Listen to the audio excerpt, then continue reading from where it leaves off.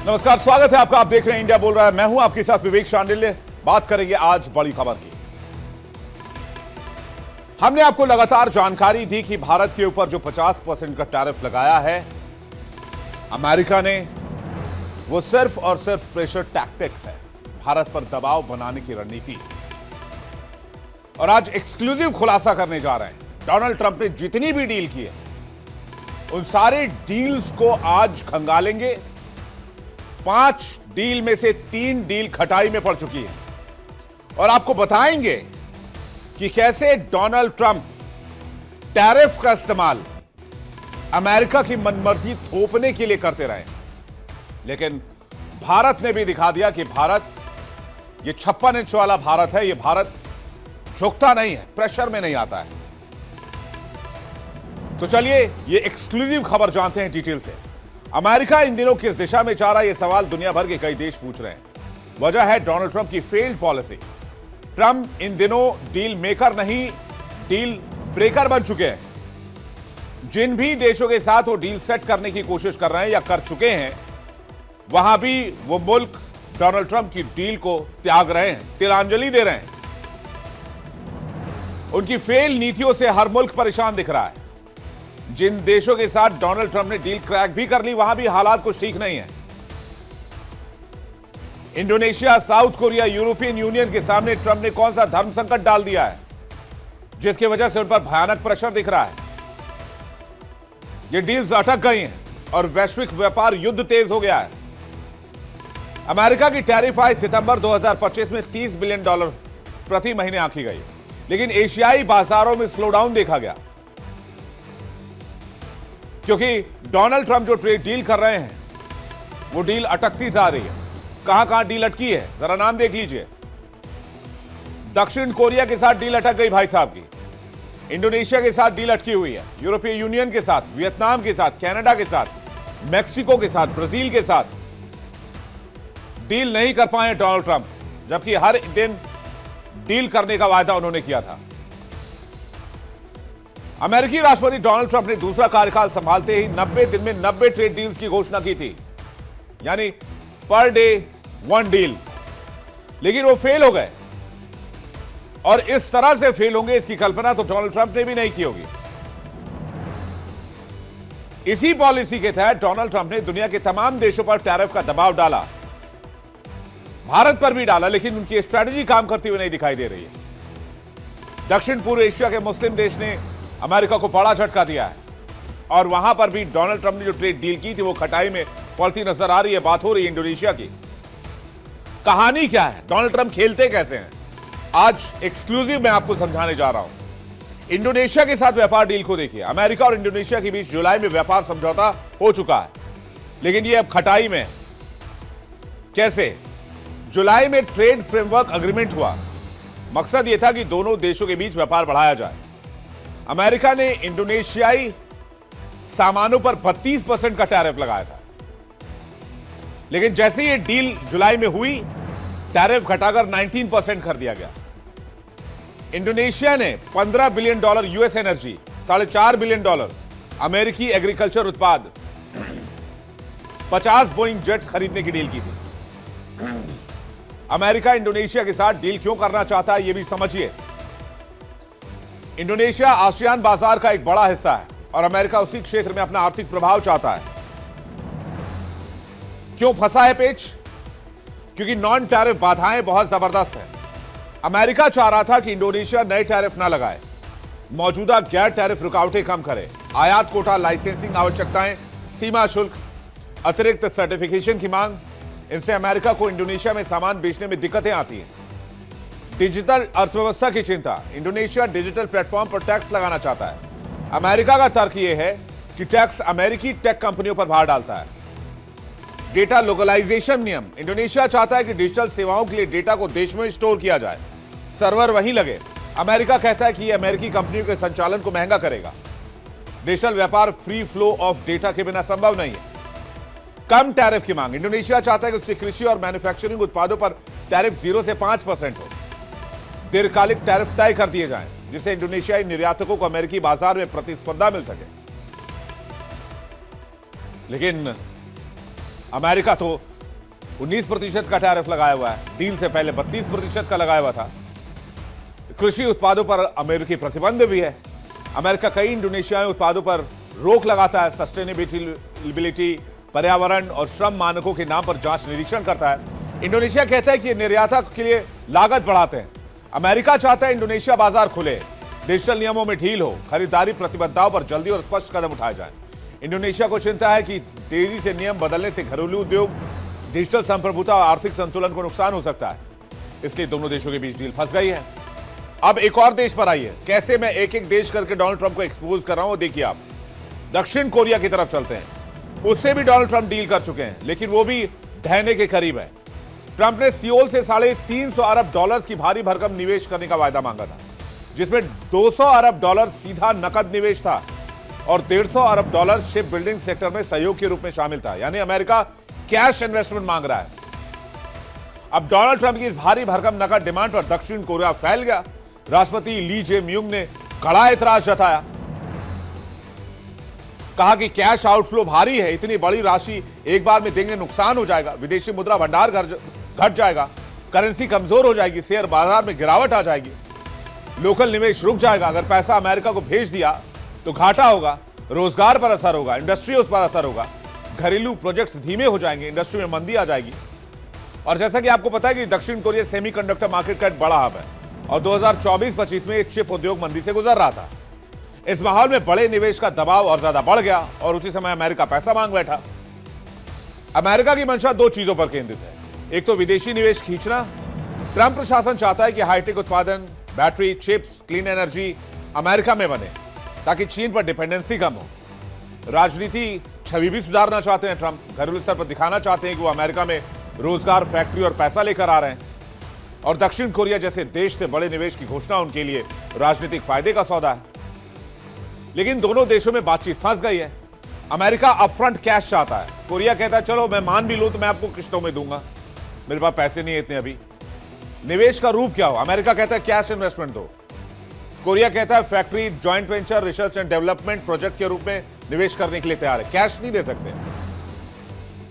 America चाहता है पहले निवेश बाद में टैरिफ रियायत मिले। कोरिया चाहता है दोनों साथ में करो। क्यों बाद में रियायत देंगे आप, पहले क्यों नहीं रियायत दे रहे आप? यानी वहां भी टैरिफ भारी भरकम लगाकर दक्षिण कोरिया से $350 बिलियन ऐंठने की कोशिश और सुरक्षा की गारंटी नहीं। कोरिया को डर है कि निवेश कर दिया और डोनाल्ड ट्रंप का दिमाग पलट गया, कोई नई शर्त रख दी तो फिर तो गए $350 अरब। अमेरिका ने 2 अप्रैल को कई देशों पर टैरिफ बढ़ाने की घोषणा की, जिसमें दक्षिण कोरिया का नाम भी शामिल था। यह व्यापार के तनाव की शुरुआत थी। जुलाई 2025 में अमेरिका और दक्षिण कोरिया ने एक ट्रेड समझौता कर लिया। यह डील औपचारिक रूप से तय हुई, लेकिन शर्तों पर दोनों देश अलग अलग सोच रहे थे। अमेरिका ने तय किया कि वो दक्षिण कोरिया और जापान से आने वाले सामान पर 25% टैरिफ लगाएगा। इससे कोरिया पर दबाव बढ़ गया। अगस्त के अंत में दोनों देश टैरिफ और निवेश पैकेज पर बातचीत जारी रखे हुए हैं, लेकिन कई मुद्दों पर सहमति नहीं बनी। दक्षिण कोरिया ने कहा 350 अरब कैश में देना संभव है, क्योंकि इससे उसकी अर्थव्यवस्था खराब हो जाएगी। इसी कारण बातचीत डेडलॉक में फंस गई। हालांकि 14 नवंबर के तारीख को दोनों देशों के बीच एक बड़ा समझौता साइन हुआ। इस डील के तहत दक्षिण कोरिया ने तय किया कि वो $200 अरब कैश निवेश करेगा, लेकिन EMIs में देगा, किश्तों में देगा, और $150 अरब निवेश करेगा जहाज निर्माण और दूसरी परियोजनाओं में। बदले में अमेरिका ने सामान पर टैरिफ 25% से गिराकर 15% करने की सहमति दे दी। यह डील पहले जैसा रोका हुआ संकट से आगे बढ़कर आधिकारिक समझौता की ओर बढ़ गया और एक बड़ा कदम था। हालांकि अगर डील अटक गई तो कोरियाई कंपनियों को अमेरिका में चीजें बेचनी तक मुश्किल हो जाएंगी। कोरिया की अर्थव्यवस्था पर दबाव बढ़ सकता है। एशिया के बाजारों में हलचल तेज भी हो सकती है। अब एक और डील देखिए, वहां भी $350 बिलियन मांगे, तब जाकर टैरिफ कम किया। भारत के ऊपर 50% लगा रखा। वो चाहते हैं भारत से भी डील आए कुछ, और डील दो, टैरिफ कम कराओ, वरना टैरिफ तो चिपका रहेगा। ये एक ब्लैकमेलिंग कहते हैं इसे, साधारण और सीधे साधे बोलचाल की भाषा में ब्लैकमेल करना। यूरोपीय यूनियन के साथ डोनाल्ड ट्रंप ने क्या किया? $600 बिलियन के निवेश की डिमांड की है। ब्रुसेल्स ने सीधे तौर पर कह दिया कि वो इतना भारी भरकम इन्वेस्टमेंट की गारंटी नहीं दे सकते।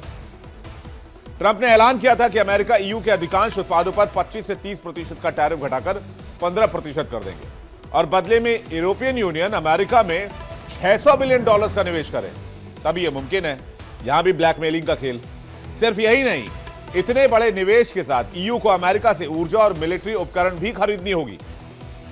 ट्रंप ने इस वायदे के पूरा ना होने पर ईयू पर 35% टैरिफ लगाने की सीधी धमकी दी। अमेरिका चाहता था ईयू अमेरिका में बड़ा निवेश करे और साथ ही दोनों तरफ से टैरिफ कम हो। ईयू ने इतना बड़ा निश्चित निवेश वायदा नहीं किया, इसलिए दोनों देशों के बीच टैरिफ और निवेश को लेकर चर्चा अभी जारी है। ट्रंप कहते हैं वो अमेरिका को व्यापार के लिए मजबूत बना रहे हैं, लेकिन ये नहीं बताते कि वो अमेरिका को के लिए पूरी दुनिया में ट्रस्ट डेफिसिट क्रिएट कर रहे हैं। वो डील करते हैं, कई बार ये डील कामयाब नहीं हो पाती है और इससे अमेरिका की दुनिया के साथ व्यापार में दिक्कतें आ रही है। यह दिखाता है कि कारोबार में सहमति बनाना कितना जरूरी है। ट्रंप की कोशिशें इसमें कामयाब नहीं हो पाई हैं और दुनिया को भी यह समझ आने लग गया है कि अमेरिका के भरोसे बैठे रहना ठीक बात नहीं है। आज को ट्रंप है, कल को हो सकता है कि ट्रंप जैसा सोचने वाला 10 साल के बाद कोई और लीडर आ जाए, या हो सकता है नेक्स्ट इलेक्शन में ट्रंप जैसा सोचने वाला कोई दूसरा लीडर आ जाए, वो भी यही करे। तो मल्टीपोलर वर्ल्ड का होना बहुत जरूरी है। किसी एक देश पर डिपेंडेंसी बहुत गलत है। किसी एक देश में किसी भी चीज को लेकर, चाहे वो टेक को लेकर हो, चाहे वो आर्म एम्यूनिशंस को लेकर हो, चाहे वो डिफेंस को लेकर हो, चाहे वो इकोनॉमिक को लेकर हो, चाहे वो चिप्स को लेकर हो, चाहे वो डिजिटल वर्ल्ड को लेकर, चाहे एआई को लेकर हो, मल्टीपोलर वर्ल्ड का होना बहुत जरूरी है। किसी एक देश पर निर्भरता ये चीजें उत्पन्न कराती है जो डोनाल्ड ट्रंप ने पैदा किया है, वैश्विक व्यापार संकट और टैरिफ की मोनोपोली। बातचीत करने के लिए मेहमानों का एक बड़ा पैनल इस वक्त हमारे साथ जुड़ा है। हमारे साथ जुड़े हैं कर्नल एस.के. मलिक, भू राजनीतिक विश्लेषक, डॉक्टर धीरज कौल, भू राजनीतिक विश्लेषक, डॉक्टर शरद कोहली, अर्थशास्त्री संजीव श्रीवास्तव, विदेश मामलों के जानकार। आप सभी मेहमानों का बहुत स्वागत है और साथ ही साथ मैं स्वागत करना चाहूंगा लाखों करोड़ों की संख्या में जो दर्शक हमारे साथ इस वक्त जुड़े हुए हैं। आप सभी का बहुत स्वागत है।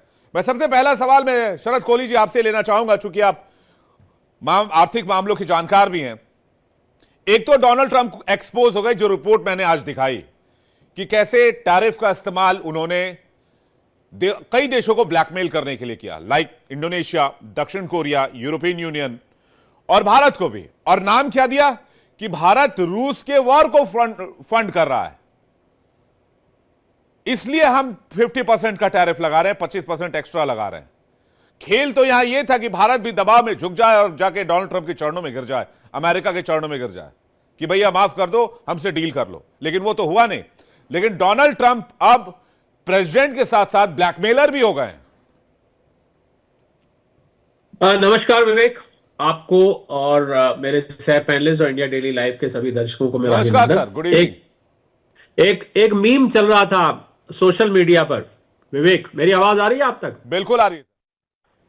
वो मीम था कि डोनाल्ड ट्रंप साहब के कुक आए, उसमें किसी डिश में वो नमक डालना भूल गए, तो उन्होंने कहा कि तुम्हारे पर टैरिफ लगा दूंगा मैं, कल से ये गलती नहीं होनी चाहिए। तो ये टैरिफ को एक हथियार की तरह इस्तेमाल करना, टैरिफ को अंग्रेजी में बोलते हैं तो paint the entire world with tariff, एक ही ब्रश से सारी दुनिया को पोत देना, हर चीज में टैरिफ, लड़ाई बंद करो टैरिफ, ये बंद करो टैरिफ। आपकी बात को मैं और आगे बढ़ाता हूं, जो आपने दृष्टांत दिए इंडोनेशिया का, साउथ कोरिया का, यूरोपियन यूनियन का। रवांडा कॉन्गो में उन्होंने लड़ाई रुकवाई थी और वो जो डील कराई थी बैठ के व्हाइट हाउस में साइन की गई थी, वो लड़ाई इस समय दोबारा शुरू हो चुकी है। थाईलैंड कंबोडिया में उन्होंने लड़ाई रुकवाई थी, वो लड़ाई इस समय बहुत घमासान हो चुकी है। रशिया यूक्रेन में उन्होंने लड़ाई रुकवाने के लिए ना जाने क्या क्या प्रयास किए और वो लड़ाई और ज्यादा घमासान हो गई। तो डोनाल्ड ट्रंप साहब को समझना पड़ेगा कि क्या वो नेगोशिएटर हैं, क्या वो जो दबाव डालते हैं, आर्म ट्विस्टिंग जिसको कहते हैं, जिसको ब्लैकमेलिंग आप कह रहे हैं, क्या ये सही टेक्निक है? अंतरराष्ट्रीय स्तर पर डिप्लोमेसी में कतई ये नहीं होता है। डिप्लोमेसी का मतलब होता है आप कुछ बात दूसरे की मान लीजिए, कुछ बात अपनी मनवा लीजिए। 2 दिन पहले जब वहां के ट्रेड रिप्रेजेंटेटिव्स भारत आए और 2 दिन की ये वार्ता चली, छठे राउंड की, विवेक, उससे एक रात पहले आप जब वार्ता करते हैं तो आप एक माहौल बनाते हैं कि भाई इस माहौल में बातचीत होगी। एक रात पहले चावल पर और बासमती चावल की वजह से टैरिफ पे लगाने की धमकी दे दी। क्या यह बातचीत करने का उचित माहौल है?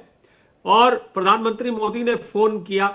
मुझे ऐसा कतई नहीं लग रहा है कि यह डील भारत और अमेरिका की करूं तो जल्दी होने वाली है, और मुझे यह भी नहीं लग रहा है कि जो उन्होंने बाकी देशों के साथ डील करी, आपने आपने बहुत अच्छे दृष्टांत निकाल के दिए हैं। मुझे लग रहा है विवेक, मूल बात क्या है? मूल बात यह है कि अमेरिकी अर्थव्यवस्था इन कारणों से, इन आर्थिक नीतियों की वजह से रिसेशन में ऑलरेडी जा चुकी है। 1.8 वहां की जीडीपी का आकलन आया, पर मेरे अनुमान के हिसाब से, और मेरी जो रिसर्च टीम कहती है कि अमेरिकी अर्थव्यवस्था रिसेशन में, और 2026 के पहली तिमाही में ही आपको पूरी तरह से ये रिसेशन में जाती दिखेगी, क्योंकि इस प्रकार की नीतियां, $38 ट्रिलियन का अमेरिकी अर्थव्यवस्था के ऊपर विवेक कर्ज है। इस कर्ज को कहां से सर्विस करेंगे? हर थोड़े दिन बाद $1 ट्रिलियन जुड़ जाता है, नौकरियां वहां मिल नहीं रही, इन्वेस्टमेंट वहां आ नहीं रही, छोटे बिजनेसेस बंद हो रहे हैं, इमिग्रेशन पे उन्होंने रोक लगा दी है।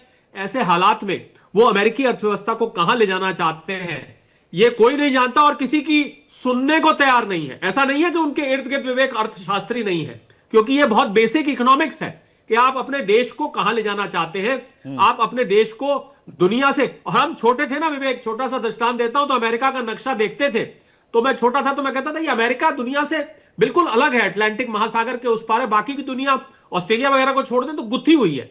आज मैंने ये जाना कि केवल ज्योग्राफी में नहीं, अमेरिका ने अपने आप को कल्चरली, इकोनॉमिकली, मिलिटरीली, WTO उन्होंने छोड़ दिया, क्लाइमेट अकॉर्ड उन्होंने छोड़ दिया, यूरोपियन नेटो को उन्होंने अबैंडन कर दिया। क्या चाहते हैं वो? दुनिया से अलग अलग हर किसी के ऊपर बुली करके कि मेरा रुआब चलेगा, मैं अमेरिका हूं, आपको मेरी बात माननी पड़ेगी। मुझे लगता है वो इस गलत फहमी में जी रहे हैं, और ये गलत फहमी उनकी इस कदर दूर होगी कि उनको अपनी साख बचाए रखना कठिन हो जाएगा। अप्रूवल रेटिंग उनकी विवेक 36% आ चुकी है और लगातार गिर रही है। सर लेटेस्ट रिपोर्ट बता रहा हूं, -18 है Sharad Kohli sir, -18 approval rating Donald Trump की, चेक कर लीजिए, माइनस में है, -18 पे है। चलिए मैंने कुछ इज्जत दे दी, मैंने कुछ इज्जत दे दी, और मुझे लगता है इस प्रकार अगर वो अमेरिका को चलाएंगे तो ना केवल अमेरिका डूबेगा, बल्कि अपनी साख और अपनी गद्दी भी वो खोने का रिस्क रखते हैं, क्योंकि रिपब्लिकन्स के अंदर इस समय विरोध हो रहा है विवेक, रिपब्लिकन्स के अंदर विरोध हो रहा है। शरद जी, वो डेफिसिट क्रिएट कर दिया उन्होंने, वो जन्म ले चुका है, वो अविश्वास जो व्यापार में होता है, व्यापार का एक बहुत बड़ा पॉइंट मुद्दा होता है विश्वास, ट्रस्ट के बगैर व्यापार बहुत मुश्किल है।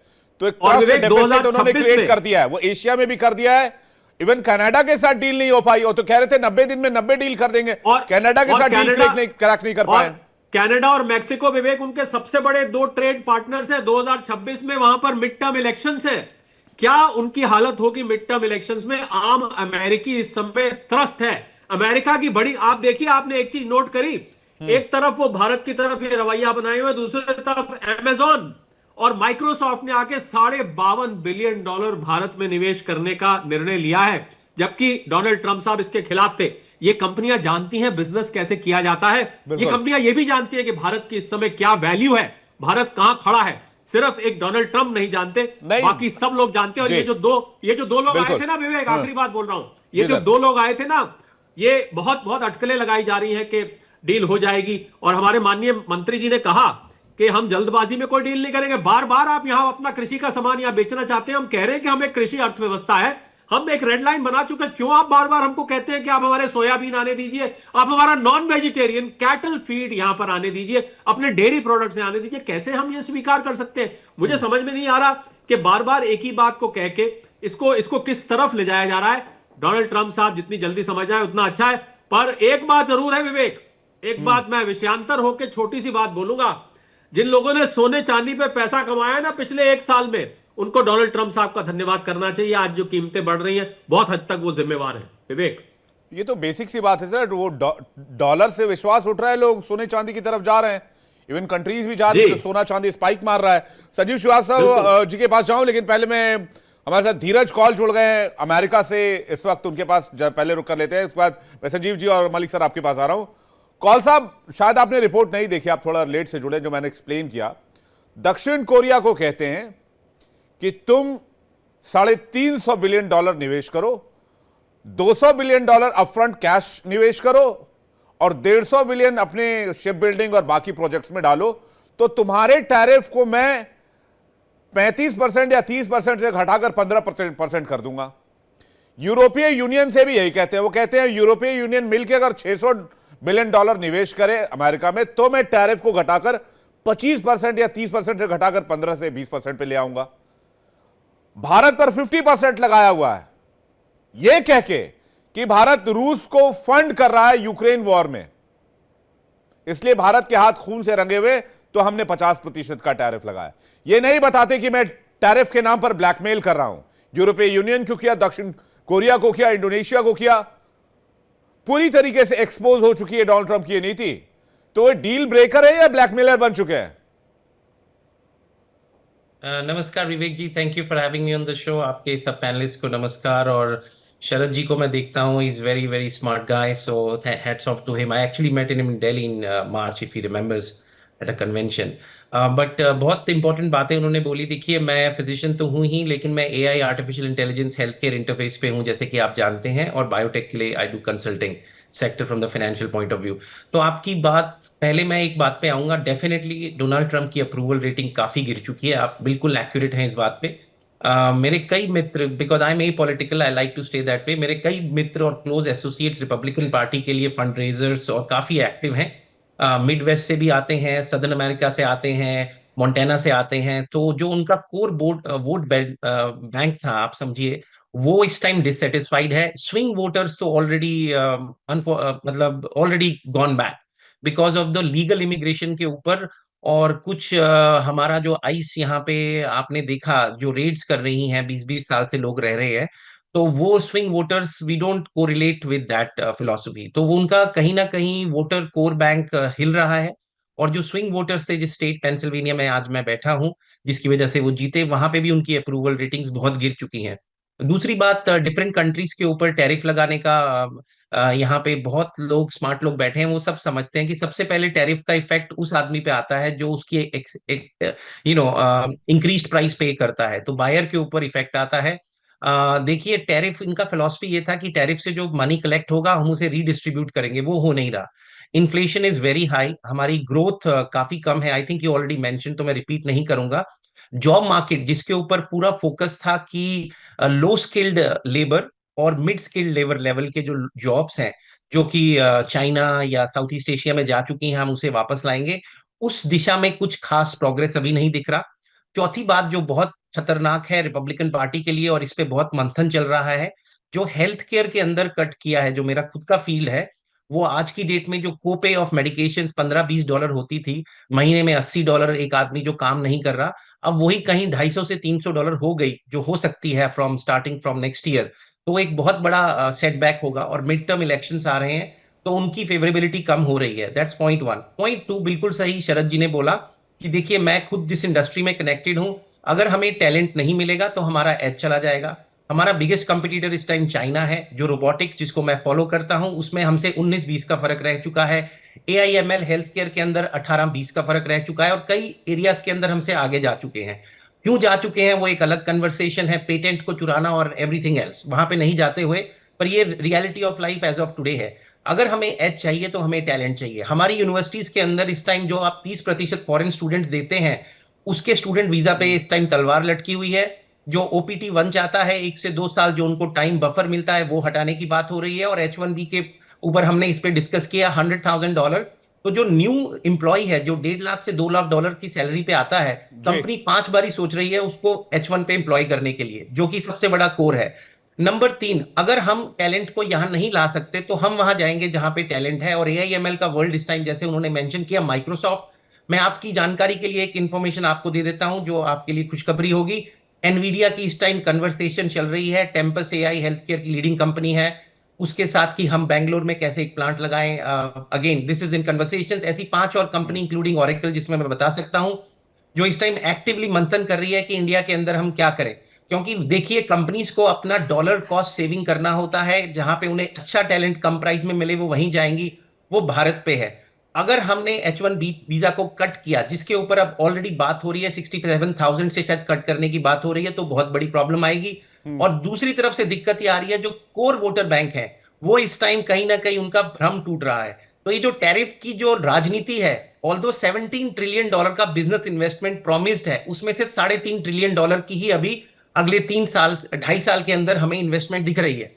चौथी बात, जो गोल्डन वीजा की बात थी, उसके ऊपर ये बात बिल्कुल सही है, बहुत इंटरेस्ट दिखाया गया है अमेरिका में।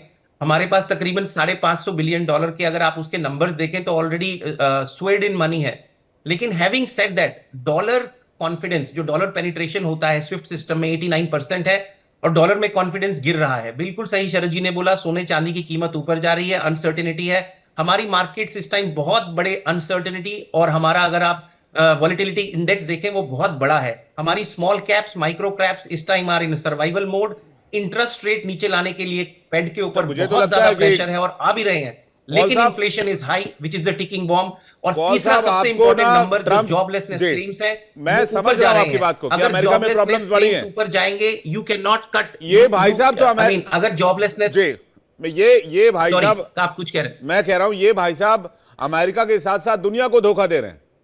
आपको तो मुझे लगता है ट्रम्प की सलाहकार वाली टीम को ज्वाइन कर लेना चाहिए। कम से कम कुछ तो अच्छे लोग हो वहां पर जो उनको कुछ अच्छी बातें बता पाए। ये ना बता पाए आपको जान के, यस मैन के अलावा कोई आपको तो हो जान के वहां पर। आपको जान के खुशी होगी, इस टाइम हेल्थ केयर जो नया फ्रंटियर है, शरद जी इस बात को शायद सेकंड करेंगे, हाँ। पिछले 2 महीने में सबसे फास्टेस्ट ग्रोइंग और सबसे चीप की वैल्यूज का था। और अब आर्टिफिशियल इंटेलिजेंस से हमारी हेल्थ केयर इंडस्ट्री लाइक धोखा यूनाइटेड देना हेल्थ इस और इंसान की दूसरी फितरत है। कंपनीज में डिसरप्शन जी, आ रहा है। ठीक है सर, मैं कॉल साहब वापस लौट रहे हैं। मैं आप अब नेक्स्ट टाइम में अपनी बात पूरी कर लीजिएगा। संजीव सर काफी देर से वेट कर रहे हैं, मलिक सर काफी देर से वेट कर रहे हैं। क्या धोखा देना डोनाल्ड ट्रंप की फितरत में है? क्या वो बुली करके निवेश लाना चाहते हैं? देखिए, डोनाल्ड ट्रंप की जो पूरी शख्सियत है, जो उनकी पूरी पर्सनैलिटी है, उसमें वो जाहिर है कि बेहद ट्रांजैक्शनल है, बहुत ही सेल्फ सेंट्रिक अप्रोच रहता है। और जैसा कि वो स्वयं बोस्ट करते हैं कि मैंने अपने पूरे जीवन में डील्स ओवर डील्स की है, और आर्ट ऑफ डील नामक की किताब ही लिख डाली है, दुनिया को भी बताने की कोशिश की है कि कैसे डील करनी चाहिए। और जाहिर है कि वो जो उनका जो सोचने का जो तरीका है वो अभी भी नहीं बदला है। वो अमेरिका के राष्ट्रपति पद पर जरूर है और उनको एक स्टेट्समैन जैसा व्यवहार करना चाहिए, एक विश्व नेता की उनकी जिम्मेदारी है, लेकिन वो अपनी उन जिम्मेदारियों पर जाहिर है कि उसका उनका ध्यान नहीं है। उनका ध्यान सिर्फ अमेरिका के लिए चंद डॉलर्स यहाँ से वहाँ से मिल जाएं, वो ज़्यादा उनका फोकस दिखाई देता है। किस तरीके से डॉलर्स आए, किस तरीके से अमेरिका को आर्थिक लाभ हो, और उसके बदले में यदि अमेरिका अपनी क्रेडिबिलिटी अगर खोता जा रहा है, जैसा कि डॉक्टर कोहली ने कहा, तो उसकी उन्हें परवाह नहीं है। और मेरा ऐसा मानना है कि यूनाइटेड स्टेट्स ऑफ अमेरिका के राष्ट्रपति डोनाल्ड ट्रंप ने पहले ही विवेक जी अमेरिका की क्रेडिबिलिटी पर बड़े सवालिया निशान खड़े कर दिए, और ये तो 3 वर्ष तक और रहेंगे। लेकिन उसके बाद जो अन्य राष्ट्रपति आएंगे, चाहे वो रिपब्लिकन पार्टी का कोई आए, चाहे वो डेमोक्रेटिक पार्टी का कोई आए, उसे बड़ी मशक्कत करनी पड़ेगी उस पूरी क्रेडिबिलिटी को जो है फिर से रिस्टोर करने में। क्योंकि देखिए, क्रेडिबिलिटी एक ऐसा गुण है, जाहिर है कि उसको बनाने में बहुत ही लंबा समय लगता है, लेकिन बिगाड़ने में ज्यादा समय नहीं लगता। और उसको अगर बिगाड़ने पर ही कोई तुल जाए तो जाहिर है कि वो बहुत जल्दी ऐसा काम कर सकता है। और डोनाल्ड ट्रंप, दुर्भाग्य से कहना पड़ता है, हम सब सभी चाहते हैं कि झूठ भी खुलम खुला बोलते हैं ना संजीव जी, उसके बावजूद भी जी, झूठ भी खुलम खुला बोलते उसके हैं। बावजूद भी, हाँ बिल्कुल, उस क्रेडिबिलिटी को गंवाने में झूठ भी वो काफी सहारा लेते हैं, जो गलत फैक्ट्स को रखते हैं, और जो है अपनी बातों को मनवाने के लिए वो किसी भी हद तक जाने के लिए तैयार हैं। ये तो उसी तरीके की रणनीति हुई जैसा कि हम चाइना के बारे में बात किया करते थे। चाइना साम दाम दंड भेद पे चलता है। अब क्या अंतर रह गया? चाइना भी ताइवान पर कब्जा करना चाहता है, और आप भी जो है कनाडा को 51st स्टेट बनाना चाहते हैं, और ग्रीनलैंड को 52nd स्टेट बनाना चाहते हैं, पनामा पे फिर से अपना कब्जा स्थापित करना चाहते हैं। ये जो पूरी सोच है, आखिर ये किस तरीके की लोकतांत्रिक राष्ट्र की सोच है, ये मेरी समझ के परे है। उन्होंने भारत को इन्होंने संजीव जी, इन्होंने भारत को लेकर बोला कि आप जो है वो रशिया को फंड कर रहे हो, इससे रशिया यूक्रेन वॉर चल रहा है, इसलिए हम आप पे 25% टैरिफ और लगाएंगे। ये नहीं बताया कि ये नहीं बताया कि भारत अमेरिका में ट्रेड डील नहीं हुई है, इसकी वजह से हम आप पर टैरिफ लगा रहे हैं। इन्होंने यूरोपीय यूनियन को कहा कि हम आपका 10% टैरिफ कम कर देंगे, $600 बिलियन निवेश कर दो हमारे देश में। दक्षिण कोरिया को कहा $350 बिलियन दे दो, 200 कैश में दे दो अपफ्रंट एकदम, हम आपका जो टैरिफ है वो 10-15% कम कर देंगे। देखिए विवेक जी, मैं डॉक्टर कोहली के साथ एक बार पहले भी एक किसी पैनल में बैठा था, हम दोनों इस बात को लेकर के एग्री थे कि इस तरीके की जो बेहद आक्रामक जो टैरिफ पॉलिसी की का जो सबसे बड़ा जो खामियाजा है वो अमेरिका की आम जनता उठाएगी, अमेरिका के कंज्यूमर्स उठाएंगे। और यही हो रहा है अभी, जैसे कि धीरज जी ने बताया कि अमेरिका में इन्फ्लेशन की क्राइसिस गहरा रही है। यही डोनाल्ड ट्रंप जो है, जब 4 वर्षों के बाद, अंतराल के बाद, जब वो पिछला चुनाव हार गए थे, उसके बाद फिर से वो जो उन्होंने अपने आप को पेश करना शुरू किया जनता के सामने, तो उन्होंने सबसे पहला वायदा, सबसे बड़ा वायदा ये किया था, यदि मैं फिर से अमेरिका का राष्ट्रपति बन जाता हूं तो सबसे पहली जो क्राइसिस है वो आपकी कॉस्ट ऑफ लिविंग की क्राइसिस को एड्रेस करूंगा, उसे दूर करूंगा, इन्फ्लेशन की क्राइसिस को दूर करूंगा। और अभी जब राष्ट्रपति अमेरिका की जनता ने फिर से उन्हें बना दिया, तो जाहिर है जनता के साथ धोखा करते हुए उनकी कॉस्ट ऑफ लिविंग को और आप और अधिक गहरा करते जा रहे हैं। आपने अपने पड़ोसियों को नहीं छोड़ा, अपने एलाइज को नहीं छोड़ा, भारत जैसे एक क्लोज स्ट्रेटेजिक पार्टनर को अननेसेसरली, अनावश्यक रूप से आपके अपने युद्ध में घसीटने का काम किया है।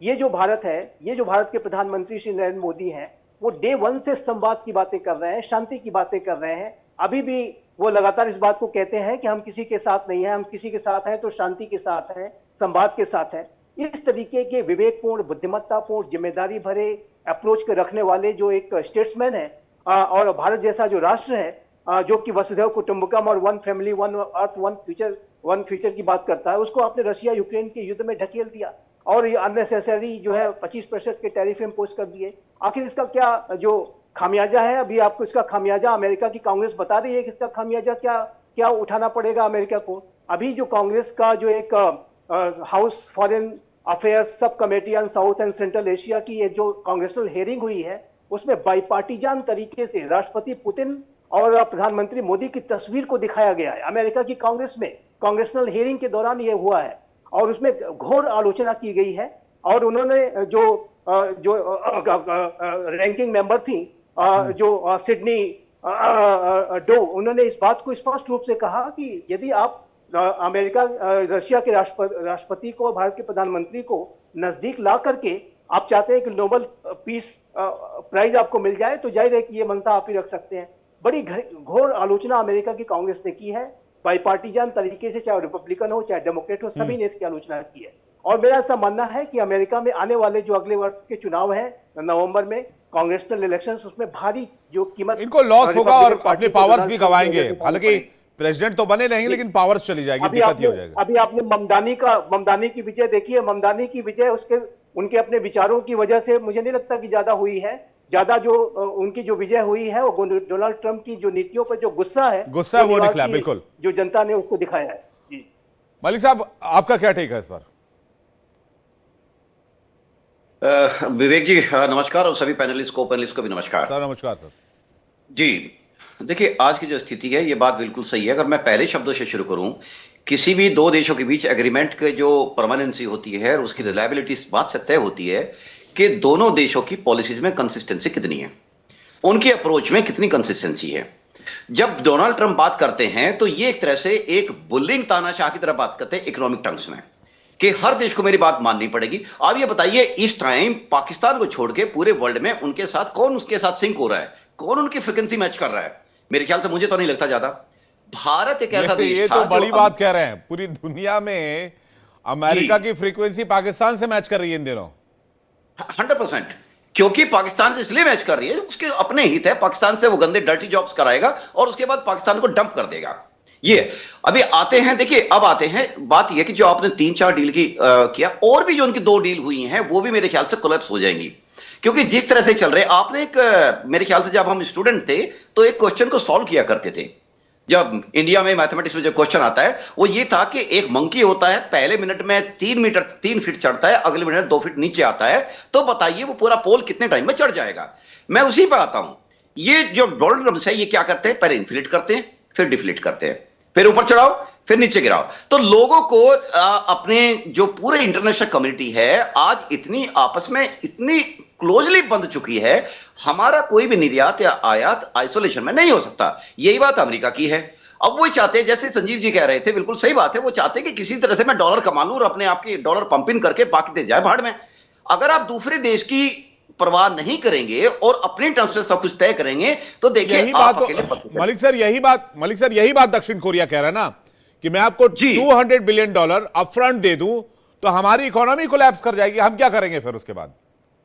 एग्जाम्पल लेता हूं विवेक जी, एक तरफ से वो कहते हैं कि नेटो कंट्रीज अपना अपना बजट बढ़ाइए, 5-6% कीजिए, डिफेंस बजट बढ़ाइए और मेरे भरोसे मत रहिए। ऊपर से कहते हैं नहीं, वही जो यूरोपियन कंट्रीज, नेटो कंट्रीज बहुत सारे उनके बीच में कॉमन है, वही कहते हैं कि यही कंट्रीज जो यूरोपियन कंट्री है इसके मुझे $600 बिलियन दीजिए। देखिए वो काम क्या कर रहे हैं, और कह रहे हैं मेरे हथियार खरीदिए, मेरे एग्रो प्रोडक्ट्स लीजिए। अरे यूरोप में कंजम्पशन कितना बड़ा मार्केट है, कंजप्शन मार्केट है चाइना, इंडिया और जो साउथ एशियन कंट्रीज है जहां पे मैक्सिमम कंजप्शन है। अब इंडिया के साथ बात लॉक हो चुकी है, वो यहां पे है कि आप अपना एग्री जो सेक्टर्स को खोलिए, लेकिन यहां पे स्टेक्स बहुत हाई है विवेक। अगर मैं एग्री अपना उन पे कंप्रोमाइज कर लिया तो हमारे लिए नोट इन दिस, गवर्नमेंट को यहां पर विपक्ष को देने का बहुत बड़ा मुद्दा भी मिलेगा। और मैं बात गवर्नमेंट और विपक्ष की नहीं कर रहा हूं, मैं ये कह रहा हूं कि डोमेस्टिक एक क्राइसिस इश्यू हो जाएगा। और हमारे यहां हमारे एग्रीकल्चर है, हमारे किसान, और यहां की हमारे आज भी 60% जनता हमारी जमीन और कृषि आधारित व्यवसाय पर निर्भर करती है। अगर आप उनकी इसमें डेंट कराएंगे और इनके जो सोयाबीन है या उनको कोई भी रियायत देने की कोशिश करेंगे तो ये बहुत गवर्नमेंट के लिए बहुत बड़ा बैकफायर हो जाएगा। अब डोनाल्ड ट्रंप जो है, डोनाल्ड ट्रंप जिधर भी खेलते हैं वो सोचते हैं कि मैंने बाउंसर डाल दिया, होता क्या है कि उस पर 6 लग जाता है। जहां पे आप देख लीजिए, चाहे वार फ्रंट ले लीजिए, ऑपरेशन फ्रंट ले लीजिए, इकोनॉमिक फ्रंट ले लीजिए, डिप्लोमिक फ्रंट ले लीजिए, चाइना के साथ जाते हैं वो कहते हैं जी हम G2 हैं। अब नया उन्होंने नया शिकवा छोड़ा, कोर 5 का शिकवा छोड़ा। देखिए ये क्या कर रहे हैं, ये एक टिपिकल व्यापारी का व्यवहार कर रहे हैं, ये कोई स्टेट्समैन का व्यवहार नहीं कर रहे। ये एक दुनिया के सबसे बड़े मजबूत राष्ट्र यानी अमेरिका के राष्ट्रपति की तरह बिहेव नहीं कर रहे हैं। और बात सही है जो पैनलिस्ट कह रहे थे, मैं उनसी बात बिल्कुल सहमत करता हूं। अल्टीमेटली खामियाजा वहां की जनता को भुगतना पड़ेगा। और क्या होता है कि इकोनॉमिक्स के अंदर आज आप कोई पॉलिसी चेंज करते हो, डिसीजन लेते हो या आर्म ट्विस्टिंग करते हो, उसका असर इमीडिएटली नहीं आता है, उसका असर 4-6 महीने बाद शुरू होता है, कैस्केडिंग इफेक्ट आता है ये। क्योंकि कोई भी चीज इकोनॉमिक डिसीजन वो फेड होने में भी टाइम लगती है और वो अंदर आने में भी टाइम लगती है। और वहां की जनता के ऊपर जो इस टाइम रोष आ रहा है, वहां से जो खबरें आ रही हैं, और हमारे पैनलिस्ट भी शेयर करते हैं इस बात को यूएस से, वो मेरे ख्याल से डोनाल्ड ट्रंप साहब के लिए एक अच्छे संकेत नहीं है। लेकिन शायद वो मान बैठे हैं कि इसके बाद तो मुझे प्रेसिडेंटशिप मिलनी नहीं है, तो इसलिए जो डिसीजन लेने हैं मैंने अभी कर लूं। अल्टीमेटली आर्म ट्विस्टिंग, ब्लैकमेलिंग, यही क्रक्स है उनकी नीति का। That's all. मैं इसमें एक बहुत इंपॉर्टेंट पॉइंट एक देख रहा हूं, मील का पत्थर शरद कोहली जी के पास जा रहा हूं। यहां से पूरी दुनिया की कूटनीति और एक्सटर्नल अफेयर्स की नीति चेंज हो जाएगी। जो मल्टीपोलर वर्ल्ड की थियरी दी जाती रही है, अब दुनिया उस पर चलेगी, क्योंकि अमेरिका पर डिपेंड होकर यूरोपीय यूनियन ने भी देख लिया, दक्षिण कोरिया ने भी देख लिया, जापान ने भी देख लिया, ताइवान ने भी देख लिया, भारत ने भी देख लिया। भारत तो बहुत ज्यादा डिपेंड नहीं था, लेकिन फिर भी हमारा ट्रेड डेफिसिट था थोड़ा बड़ा। अब हम दूसरे बाजार खंगाल रहे हैं, चाहे वो यूरोप का बाजार हो, चाहे वो ब्राजील का बाजार हो, चाहे साउथ का बाजार हो, साउथ अफ्रीका का बाजार हो, हम दूसरी तरफ देख रहे हैं। यानी कि इस रिजीम के बाद, डोनाल्ड ट्रंप के इस रिजीम के बाद, मल्टीपोलर वर्ल्ड कॉन्सेप्ट धरातल पर उतरने लगा है। जी हाँ विवेक, पूरी दुनिया मुझे लगता है एक हो जाएगी कुछ समय बाद, क्योंकि जब सब प्रताड़ित होंगे। और अमेरिका इतनी बड़ी अर्थव्यवस्था है $30 ट्रिलियन की, कि ऐसा माना जाता है कि अमेरिका छींक मारता है, जुकाम दुनिया को लग जाता है। एक शेर है, हम तो डूबेंगे सनम, तुम्हें भी ले डूबेंगे। अगर यह अमेरिका अर्थव्यवस्था यहां से डूबती है तो दुनिया भर पे इसका आंच आएगी, इसके छींटे आएंगे। अमेरिकी अर्थव्यवस्था इस समय अच्छी हालत में नहीं है। अभी एक दिन पहले विवेक, वहां पर फेडरल रिजर्व ने रेट कट किया 25 बेसिस पॉइंट का। जो लोग अर्थशास्त्र फॉलो करते हैं उनको मालूम होगा। जबकि रेट कट जब किया जाता है विवेक, जिस समय आपकी इन्फ्लेशन बिल्कुल अंडर कंट्रोल हो। हकीकत यह है कि जितने लोग अमेरिका के शॉपिंग करने जाते हैं ग्रोसरी की, धीरज इस बात से एग्री करेंगे, हर बार उनको रेट वहां पर बढ़े हुए मिलते हैं। उनकी कॉस्ट ऑफ लिविंग दिन ब दिन बढ़ती जा रही है। ऐसे हालात में कौन रेट कट करता है? ये कहां का अर्थशास्त्र है? ये केवल फेडरल रिजर्व पे प्रेशर बनाकर रेट कट किया गया। और मैं आपको एक और बात बताऊं, ये जो वहां की शेयर मार्केट इस समय बम बम कर रही है ना, ये मुझे लगता है अमेरिका की एक लॉबी है जो आर्टिफिशियली शेयर मार्केट को बढ़ा रही है, ये दिखाने के लिए कि ट्रंप साहब की नीतियां बहुत बढ़िया हैं। देखिए हमारी share market all time record बना रही है। अभी 2 दिन पहले भी वहां की डाउ जोन्स, जो वहां की स्टॉक मार्केट के इंडेक्स है, उसने रिकॉर्ड बनाया है। ये मुझे आर्टिफिशियल इन्फ्लेशन, एक बबल वहां पर बन रहा है। जिस प्रकार एआई में वो निवेश आ रहा है, जिस प्रकार शेयर मार्केट ऊपर जा रही है, मुझे लगता है अमेरिका एक बबल पे खड़ा हो रहा है इनकी नीतियों की वजह से।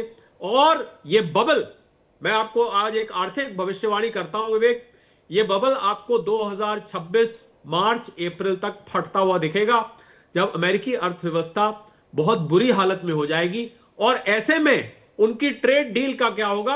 आप देश चला रहे हैं, आप बिजनेस नहीं चला रहे हैं। आप पैसे मांग रहे हैं दूसरे से कि यहाँ $200 बिलियन लेके आइए तो मैं ट्रेड डील करूंगा, आप ये करिए तो मैं ट्रेड डील करूंगा।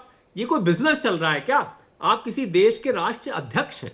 राष्ट्र अध्यक्ष डिप्लोमेसी के राह पे चलते हैं, बिजनेस की राह पे नहीं चलते। माना कि आप बिजनेसमैन हैं, आपके होटल्स हैं, आपका रियल एस्टेट है, आपकी गोल्फ कोर्सेस हैं, पर साहब ये यूनाइटेड स्टेट्स ऑफ अमेरिका एक देश है, ये एक कंपनी नहीं है जहां आप लोगों से कहें पहले मुझे ये पैसे दो तब मैं तुम्हें दूंगा।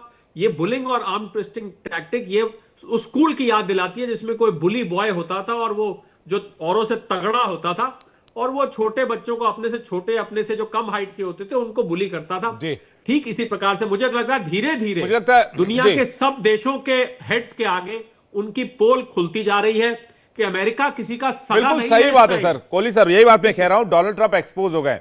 मैं जल्दी से कॉल साहब से ही सवाल ले लूं कि आप भी जाते होंगे सब्जी भाजी लेने के लिए, कॉल साहब गए कभी मार्केट, ग्रोसरी, क्या फर्क देखा आपने पिछले 2-3 महीनों में? देखिए, I am blessed not to go crazy about grocery, लेकिन ये बात बिल्कुल सही है, पॉलिसी और आप सब बिल्कुल सही बात कर रहे हैं। देखिए, जो एवरेज हाउस, मैं आपको नंबर्स देना चाह रहा हूँ because I believe in numbers. अगर आप हमारी इन्फ्लेशन देखें तो 3% है approximately, core CPI 2.9, month two month 0.29, shelter inflation, housing inflation जो जिसके ऊपर ट्रंप जीत के आए हैं वो कहीं नहीं जा रही, 3.6%। अगर आप रियल नंबर देखें, हमारी जो अर्थव्यवस्था है, मीडियन हाउस होल्ड इनकम, आप विश्वास करेंगे, $65,000 to $85,000 है। एक एवरेज गाड़ी after taxes on road $45,000। Median house की प्राइस जो कहीं $2.5 लाख होती थी आज से 8 साल पहले, अब 4,16,000 है। Public cost 27,000। मैं ये कहानी आपको क्यों बता रहा हूं? क्योंकि जो डॉलर की वैल्यू है यहां की ग्रोसरी के अंदर वो बहुत कम हो चुकी है। आज के दौर में सेविंग को आप भूल जाइए, क्रेडिट कार्ड के डेप्ट और जो उसका इंटरेस्ट रेट 22% लोग दे रहे हैं और लेट फीस जो $22 से $23 होती है, उसमें समाज डूबता जा रहा है। मैं आपको ये क्यों बता रहा हूं? क्योंकि जो कोर वोटर बैंक रिपब्लिकन है उसको ये चीजें बहुत पिंच करती हैं। जो एग्रो इंडस्ट्री में जो तकरीबन $1 लाख से कम कमा रहा है हाउस होल्ड इनकम, उनके लिए इस टाइम लोन बढ़ता जा रहा है, बढ़ता जा। और एक और बात जो कोहली जी ने बिल्कुल सही बोली, जब इन्फ्लेशन इतनी हाई है, आप इंटरेस्ट रेट क्यों गिरा रहे हैं? उसके एक वजह यह है कि हमारी जॉबलेसनेस नंबर्स अपर जाते जा रहे हैं, जॉब्स नीचे जाती जा रही हैं, स्मॉल इंडस्ट्रीज, एमएसएमईज बंद हो रही हैं यहाँ पे, क्योंकि ऑक्सीजन होता है इजी मनी, जो लो इंटरेस्ट मनी है वो एक इंडस्ट्री को रिवाइव कर सकता है, लेकिन ये डबल एज स्वॉर्ड है, इससे इन्फ्लेशन भी ऊपर जाएगी और आउट ऑफ कंट्रोल होगी। इसीलिए फेडरल रिजर्व के जो पावल हैं वो रेजिस्ट करते हैं ट्रंप को, और उनका टर्म खत्म हो रहा है मई में, और एंटिसिपेशन है जो पर्सन आएगा वो और इसको काट देगा। एक और बात, मैं बिल्कुल I didn't wanted to speak officially, लेकिन कई लोगों का ऐसा मानना है कि हमारी मार्केट कुछ मैनिपुलेटिव वे के पैटर्न में बिहेव कर रही है करेंटली। डेफिनेटली AIML की जो वैल्यूएशन है, अगर आप बात करें, जो माइक्रो कैप कंपनीज हैं कई तो अनरियलिस्टिक टू द मून है, लेकिन अच्छी कंपनीज के फ्यूचर प्रोजेक्शंस अच्छे हैं। लेकिन एट द सेम टाइम ये बात बिल्कुल सही है, market is defying logic of gravity right now in certain area, there is a lot of froth, और जब वो फ्रॉथ निकलती है तो जो इनोसेंट इन्वेस्टर्स हैं उनकी जो जमा पूंजी गायब होती है, that is very painful for me to see on Robinhood, on different platforms, Coinbase. अगर आप बिटकॉइन को देखिए, 140,000 से 88 तक आ गया था, अब 92 पे है। हम एंटिसिपेट करते हैं और गिरेगा, लेकिन ये पेन किसको हो रही है? रिटेल इन्वेस्टर्स को, जो आधी अधूरी जानकारी लेके ट्रेंड को फॉलो करते हुए घुस जाते हैं। It's very painful to see all this like a perfect storm. और मैं उम्मीद करता हूं कि भारत का जो trade negotiation government of India एक थिन रोप पे चलते हुए कर रही है, पीयूष गोयल जी के नेतृत्व में और मोदी जी के नेतृत्व में, जल्दी फिक्स हो जाए। हमारी जो विदेश की कम्युनिटी है, इंडियन ओरिजिन के लोग, दे आर वेरी कंसर्न कि ये रिलेशनशिप वापस अच्छे से रीइंस्टेट हो। आपके पैनलिस्ट बिल्कुल सही बात बोल रहे हैं, ट्रस्ट को रीएस्टैब्लिश करने में टाइम लगेगा, not 1 month, not 2 month, not 3 month. This is a story across the world with US relationship, मुझे तो डर है which is very bad for our economy. ठीक है सर, मुझे तो डर है संजीव सर, कहीं ये भाई जाते जाते अमेरिका को बेच के ना निकल जाए। पिछली बार तो व्हाइट हाउस में लोगों को घुसवाई दिए थे, वहां पर कुछ काफी हंगामा भी हुआ था लास्ट रिजिम में, जब ये चुनाव हार गए थे तो हमने देखी थी वहां स्थिति क्या हो गई थी। संजीव जी देखिए मैं इतना कहने के बाद मैं इस बात को जरूर एम्फसाइज करना चाहूँगा कि जो अमेरिका की जो पूरी डेमोक्रेसी है और उसके जो रूट्स हैं, जो अमेरिका की सिविल सोसाइटी है और उसकी जो जड़ें हैं बहुत गहरी हैं। एक व्यक्ति की वजह से डिसरप्शंस तो आ सकते हैं, लेकिन अमेरिका एक रिजिलियंट सोसाइटी और इकोनॉमी है, ये भी बात अपनी जगह बिल्कुल दुरुस्त है।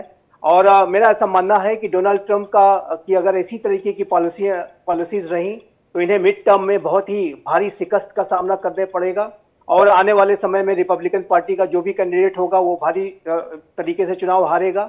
और ये भी बात वो बैकग्राउंड बना के ही जाएंगे।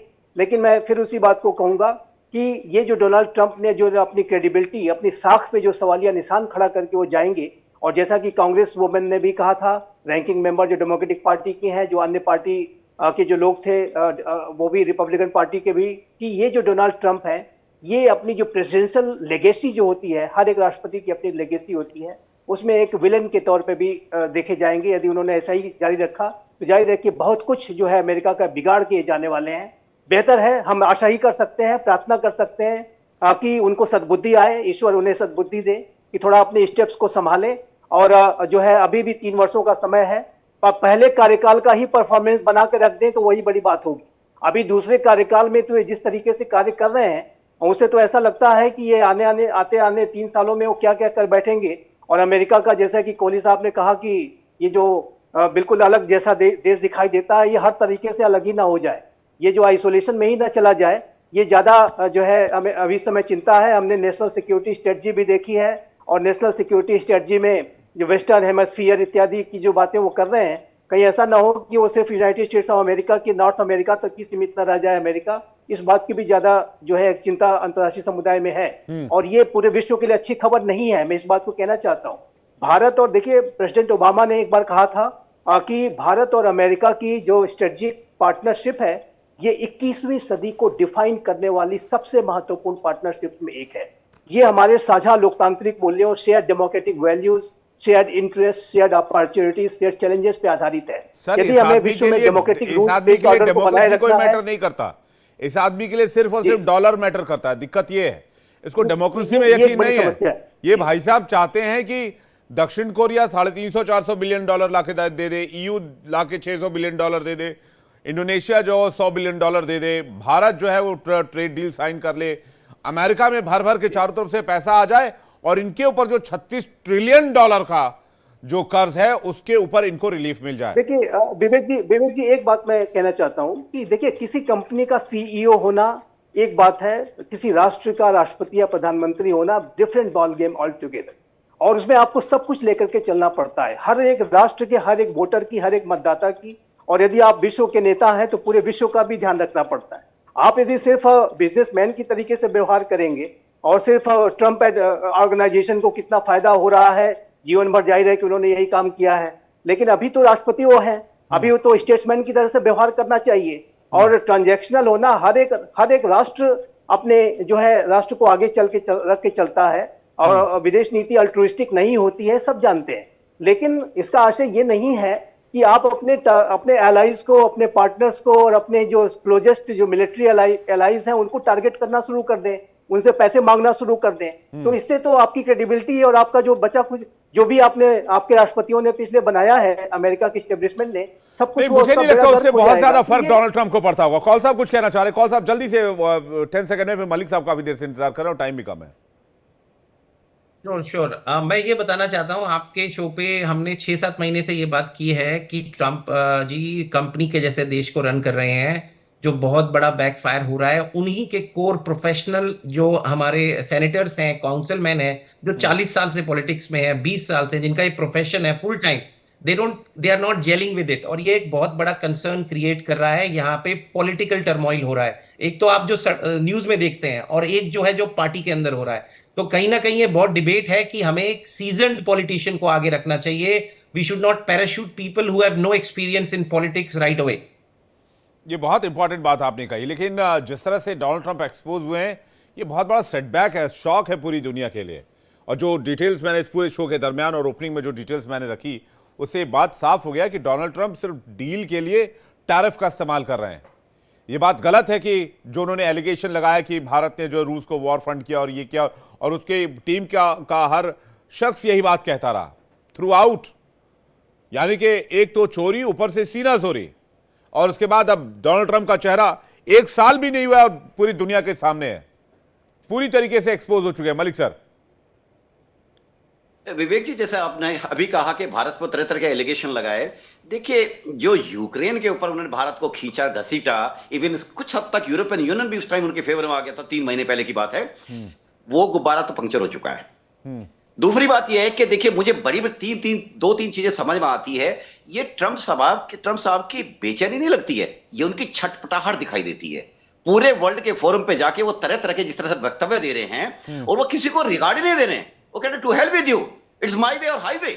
इस अप्रोच के साथ अगर आप चलोगे तो आप निश्चित रूप से आप पूरी दुनिया में अलग थलग पड़ ही जाओगे, आप नो मैटर कितनी भी बड़ी महाशक्ति हो आप। हम चाहते हैं कि भारत और अमेरिका के जो पॉलिसीगत जो पहले से संबंध रहे हैं, पिछले 20-25 सालों में जितना बड़ा हैवी इन्वेस्टमेंट हुआ as per policy, as per visits और as per understanding, even personal understanding between the president and prime minister, ये बहुत बड़ा एफर्ट था, उसको इन्होंने निगेट करने का काम किया है। दूसरी बात, इनको जो डर सता रहा है ना विवेक, इनको डर सता रहा है विभिन्न रूप में डी डॉलराइजेशन का। जितनी मेरी छोटी बहुत अर्थ इसकी इकोनॉमिक्स की थोड़ी बहुत पढ़ता हूं, जितनी है, हालांकि अपने कॉलेज साहब ज्यादा बता पाएंगे, डी डॉलराइजेशन में इनको बहुत बड़ा दिक्कत लग रही है। ये चाहते हैं कि भारत तेल इनके मित्रों से खरीदे ताकि हम डॉलर में पेमेंट करें और वो डॉलर अल्टीमेटली अमेरिका तक पहुंचेगा। दूसरी बात ये होता है कि देखिए ब्रिक्स इनकी आंखों में खटक रहा है। इन्होंने कुछ महीने पहले दिया था कि जो ब्रिक्स के मेंबर्स हैं, if they don't back out from the BRICS then 10% additional tariff will be levied on them also. क्योंकि ब्रिक्स के रास्ते, जो ब्रिक्स में देखिए 5 कंट्री कितनी प्रोग्रेसिव कंट्री है, पांचों के पांचों अपनी अर्थव्यवस्था को सुधारने के लिए यूएस से जो लिंकेज है उसको थोड़ा कम करना चाहते हैं, उन पर डिपेंडेंसी कम करना चाहते हैं। तो क्या होता है, एज ए सर्च, जैसे हम कल बात कर रहे थे, searching the alternative trade routes, जिसमें कि आप कह सकते हो ना, जैसे आपका आईमैक उनमें से एक है, जिसका G20 के दौरान में जिसको बड़ी उसके फैनफेयर के साथ जिसको सबको प्रेजेंट किया गया था। तो अमेरिका की चिंता एक नहीं है, जो वो जाहिर नहीं करना चाहते, ये चिंता, बड़ी चिंता उनको सता रही है कि अमेरिकन इकोनॉमी को एक तरह से कि लोगों को डराइए, और कुछ लोग तो बात मान ही लेंगे आपके, उनसे डॉलर खींचिए। तो ब्लैकमेलिंग कहते हैं ना मलिक सर। एब्सोल्युटली, तुमने ये काम नहीं किया तो मैं तुम्हारा ये कर दूंगा। जी जी बिल्कुल, blackmailing and arm twisting, nothing else. ये आर्म ट्विस्टिंग क्या होता है? ये तो ब्लैकमेलिंग है सरासर। ब्लैकमेलिंग जैसे शब्दों का इस्तेमाल करना बेहतर होगा। कोहली साहब कुछ कहना चाह रहे हैं। कोहली सर, मैं आपको बताना चाह रहा था उनकी नीतियों का असर क्या हुआ है बहुत बड़ा, जो कि बहुत लोगों को नहीं पता। भारतीय रुपए के खिलाफ डॉलर जरूर मजबूत हुआ है, यहां से एफपीआई एफआईआई ने पैसा निकाला है उसके कारण से, परंतु एक डॉलर इंडेक्स होता है विवेक, वो 106 पे था जब ट्रंप साहब आए थे। इसमें 6 करेंसीज होती हैं। 10 साल में सबसे ज्यादा डॉलर गिरा है येन के खिलाफ, यूरो के खिलाफ, ब्रिटिश पाउंड के खिलाफ और स्विस फ्रैंक के खिलाफ, जो 4 मुख्य करेंसीज है। 10% डॉलर का लॉस हुआ है। ये ट्रंप साहब की नीतियों का नतीजा। भारतीय रुपए मत देखिए, क्योंकि भारतीय रुपए यहां से पैसा, डॉलर की डिमांड बढ़ी है, टैरिफ की वजह से डॉलर की सप्लाई कम हुई है, पर अंतरराष्ट्रीय स्तर पर डॉलर की साख पहले ही गिर चुकी है। और उधार, जो विवेक आपने कहा ना, मैं उस उधार को अपडेट कर देता हूं, वो 38 ट्रिलियन डॉलर का इस समय उधार है। 36 ट्रिलियन डॉलर उनका कुछ समय पहले था। बहुत तेजी से ये उधार, ट्रिलियन डॉलर हो गया है। 130% डेट टू जीडीपी रेशियो। मैं अर्थशास्त्र से आता हूं, पर मैं कभी भी टेक्निकल बोलता नहीं आम आदमी के, जिससे समझ में आए, कर कभी कभी मैं अपने आप को रोक नहीं पाता हूं। डेट टू जीडीपी रेशियो 130% के हो गया है। ये बहुत ही खतरनाक है अर्थव्यवस्था के लिए। और इस समय अमेरिकी अर्थव्यवस्था मेरे अनुमान के हिसाब से पूरी तरह से रिसेशन में जा चुकी है। धीरज इस बात को चेक कर सकते हैं, जितने भी नंबर्स आपको दिए जा रहे हैं, जो उन्होंने मैनिपुलेटिव की बात करी, मैं इनसे सहमत हूं। शेयर मार्केट को मुझे लग रहा है कि लॉबी मैनिपुलेट कर रही है, जबरदस्ती उसको ऊपर दिखाया जा रहा है, यह दिखाने के लिए कि देखिए हमारी अर्थव्यवस्था की हालत कितनी अच्छी है। जेरोम पावेल साहब को स्टूपिड कहा उन्होंने पहले, कुछ समय पहले। जेरोम पावेल साहब को वो निकालना चाहते हैं, मई तक उनका कार्यकाल पूरा हो रहा है, कि ये रेट नहीं कम करते। अरे भाई, रेट कम नहीं करते इसलिए नहीं करते क्योंकि अर्थव्यवस्था इसकी सहमति नहीं देती है। अर्थव्यवस्था के नंबर इस बात को, भारत ने रेट कम किया 25 बेसिस पॉइंट अभी, क्योंकि भारत की इन्फ्लेशन 0.25% है। आपकी तो इन्फ्लेशन ही नंबर वो ठीक नहीं बताए जा रहे हैं, और आप जबरदस्ती रेट कम करा रहे हैं। मुझे लगता है अंग्रेजी में बोलते हैं विवेक, अ रेसिपी फॉर डिजास्टर। एक 3 शब्द में कहूं तो रेसिपी फॉर डिजास्टर। ये अमेरिका इस राह पे जा रहा है। हम तो ये, मैं संजीव की बात से सहमत हूं, हम प्रार्थना करते हैं ईश्वर से कि भैया सबसे बड़ी अर्थव्यवस्था है, जैसे मैंने कहा ना, हम तो डूबेंगे सर, हम तुम्हें भी ले डूबेंगे। अर्थ इसका पूरी दुनिया पर इसका असर होगा अगर ये अर्थव्यवस्था गर्त में जाती है। ये जितनी जल्दी समझ जाए उतना अच्छा रहेगा विवेक। डेंट तो आना शुरू हो गया सर, इसका इंपैक्ट भी दिखने लग गया है, बाकी चीज़ों पर भी इंपैक्ट दिखने लग गया है, बिजनेस पे, बायलैटरल ट्रेड पे इंपैक्ट दिखने लग गया है। ब्रिक्स अपना अलग करेंसी बनाना चाह रहा है जिसके लिए ऑलमोस्ट 70% काम पूरा हो चुका है। यूपीआईज को हमने फैलाना शुरू कर दिया, यूपीआई पेमेंट सिंगापुर, फ्रांस का काफ़ी देशों में हमने पहुंचा दिया है। तो सर मल्टीपोलर वर्ल्ड तो आ गया सर, अब वो दौर चला गया कि अमेरिका की बादशाहत इकोनॉमी पर पूरी दुनिया में और डॉलर की बादशाहत बनी रहेगी और हर आदमी डॉलर के, हर देश डॉलर के पीछे मजबूर होता रहेगा और मजबूरी में ट्रेड डील करता रहेगा अमेरिका के साथ। और अमेरिका का ये चेहरा उजागर होना बहुत जरूरी था, जिससे कि सबको पता चल गया कि भाई इस तरह का भी कोई लीडर आ सकता है जो अमेरिका के पावर्स का गलत इस्तेमाल कर सकता है। इसलिए तैयारी अपनी अपनी सब पहले से रखो, और सारे मुल्क तैयारी करने लग गए हैं, जिसमें कि ग्लोबल साउथ भी है, यूरोप भी है और रशिया भी है और मिडिल ईस्ट भी है। मैं आप सभी मेहमानों का बहुत तहे दिल से शुक्रिया अदा करना चाहता हूं। आप सभी हमारे कार्यक्रम में हैं, माफी चाहूंगा कौल साहब, समय सीमित है, एक ब्रेक लेना होगा, लेकिन बारी है इंडिया डेली की क्विज कॉन्टेस्ट की। हमारा आज का सवाल है, भारत में जनगणना कब होगी? आपके ऑप्शंस हैं साल 2025 और साल 2026, ए या बी। सही जवाब भेजिए 72407 72407 पर। व्हाट्सएप पर सही जवाब देने वाले सही विजेता को मिलेगा लकी इनाम।